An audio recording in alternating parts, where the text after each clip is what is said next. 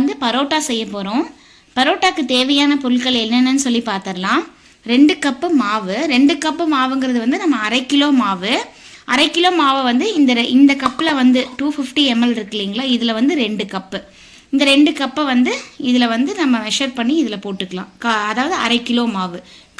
இதில் 2 கப் அப்படிங்கும்போது ஒரு கப்புக்கு வந்து 1/4 கிலோ, 2 கப்பு வந்து 1/2 கிலோ. அதுக்கப்புறம் 1/2 கிலோ மைதா மாவுக்கு ஒரே ஒரு முட்டை, 1 ஸ்பூன் சர்க்கரை, தேவையான அளவு உப்பு, எண்ணெய். இதை வந்து எப்படி நம்ம வந்து மிக்ஸ் பண்ணணும் அப்படின்னா, தண்ணியை வந்து கொஞ்சம் கொஞ்சமாக விட்டு நம்ம என்ன பண்ண போகிறோம்னா இப்போ வந்து மிக்ஸ் பண்ண போகிறோம். மிக்ஸ் பண்ணிவிட்டு, அதாவது சப்பாத்தி பதத்துக்கும் இல்லாமல் பூரி பதத்துக்கு நம்ம எப்படி கொஞ்சம் நாள் அது ரொம்ப லூஸாகவும் இல்லாமல் ஓரளவுக்கு மீடியமான லூஸில் வந்து நம்ம மாவு வந்து பிசைய போகிறோம். பிசைஞ்சதுக்கப்புறம் பார்க்கலாம். இவங்க வந்து 2 கப் மாவு எடுத்து வச்சுருக்காங்க. இப்போ அந்த மாவில் வந்து ஒரு முட்டையை வந்து ஆட் பண்ணுறாங்க. அதுக்கப்புறம் சர்க்கரை, 1 ஸ்பூன் சர்க்கரை, அதையும் வந்து இதில் ஆட் பண்ணுறாங்க. அதுக்கப்புறம் தேவையான அளவு உப்பு போடுறாங்க.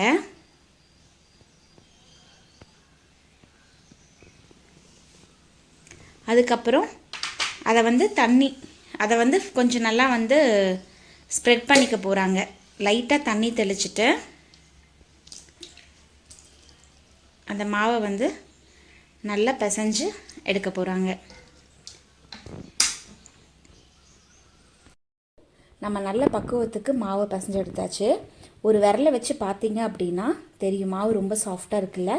அதுதான் இந்த அளவுக்கு நம்ம வந்து இது பண்ணிடணும். இப்போ வந்து என்ன பண்ணணும் அப்படின்னா, ஆயிலை வந்து அது மேலே தடவணும். ஆயில் எதுக்காக நம்ம அது மேலே ஸ்ப்ரெட் பண்ணுறோம் அப்படின்னா, மாவு வந்து காயாமல் இருக்கிறதுக்கு. ஒரு நல்ல ஃப்ரெஷ்ஷான வந்து ஒரு வெள்ளை துணியை ஒன்று எடுத்துக்கோங்க.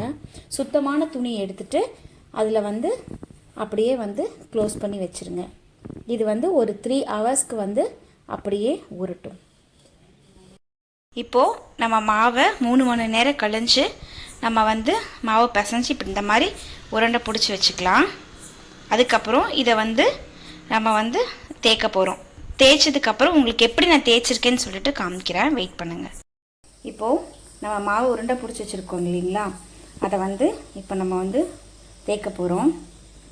இந்த மாதிரி தேய்ச்சிட்டு இப்படி நல்லா தேய்ச்சிக்கோங்க.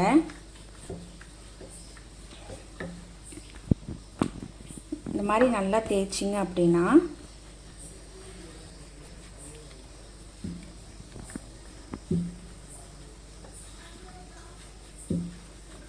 நல்லா தேய்ச்சிக்கோங்க. தேய்ச்சிட்டு இங்கே நம்ம ஒரு லேயர் எடுத்து வச்சுருக்கோம் இல்லைங்களா, இந்த லேயரில் வந்து கொஞ்சம் மாவை எண்ணெயை வந்து ஸ்ப்ரெட் பண்ணிவிட்டு அதுக்கப்புறம் இந்த லேயரை வந்து நம்ம இதில் போடணும். அப்போ தான் வந்து நம்ம இழுத்து அந்த ரவுண்ட் பண்ணும்போது கரெக்டாக வரும். உங்களுக்கு நான் ரவுண்ட் பண்ணும்போது காட்டுறேன். இப்போது நம்ம இந்த லேயர் எடுத்து வச்சுருக்கோம் இல்லைங்களா, இது இப்படி இழுத்திங்கனாலே போதும். நல்லா இழுத்திங்கன்னா உங்கள் கைக்கு இந்த மாதிரி வரும்.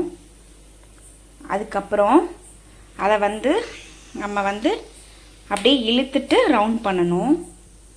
அது ரவுண்ட் பண்ணிங்க அப்படின்னா இந்த மாதிரி வரும்.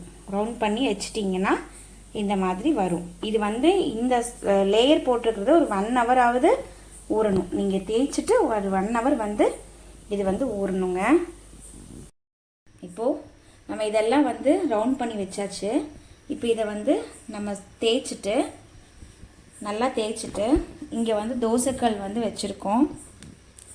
இது கொஞ்சம் நல்லா ஹீட் ஆனதுக்கப்புறம் சிம்மில் வச்சு இந்த பரோட்டா மாவை இதில் போட்டுட்டு திருப்பி நம்ம எடுக்கலாம். சிம்மில் வச்சு வேக வச்சு எடுங்க. நீங்கள் வந்து சப்பாத்தி கட்டையில் வச்சு நீங்கள் தேய்ச்சாலும் பரவாயில்ல, கையில் வந்து நீங்கள் ப்ரெஸ் பண்ணி விட்டு போட்டாலும் பரவாயில்ல. இது இப்படி நல்லா தேய்ச்சதுக்கப்புறம் இந்த மாதிரி உருட்டி வச்சிங்கன்னா தான் இந்த லேயர் வந்து நம்மளுக்கு நல்லா கிடைக்கும். இதை அப்படியே இப்போ எடுத்து நம்ம என்ன பண்ண போகிறோம்னா, தோசைக்கல் காஞ்சிருச்சு, இதை அப்படியே எடுத்து நம்ம தோசைக்கல்லில் வைக்க போகிறோம்.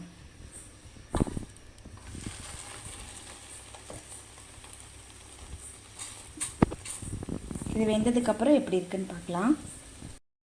இப்போது நம்மளோட பரோட்டா ரெடி ஆயிடுச்சுங்க. எடுத்து செஞ்சிங்கன்னா இந்த மாதிரி லேயரான பரோட்டா வந்து நம்மளுக்கு கிடைக்கும். அது கூட இந்த சிக்கன் கிரேவியை வச்சு சாப்பிட்டிங்கன்னா சூப்பராக இருக்குங்க. நீங்களும் செஞ்சு பார்த்துட்டு உங்களோட கமெண்ட்ஸை எங்களுக்கு சென்ட் பண்ணுங்கள். தேங்க்யூ.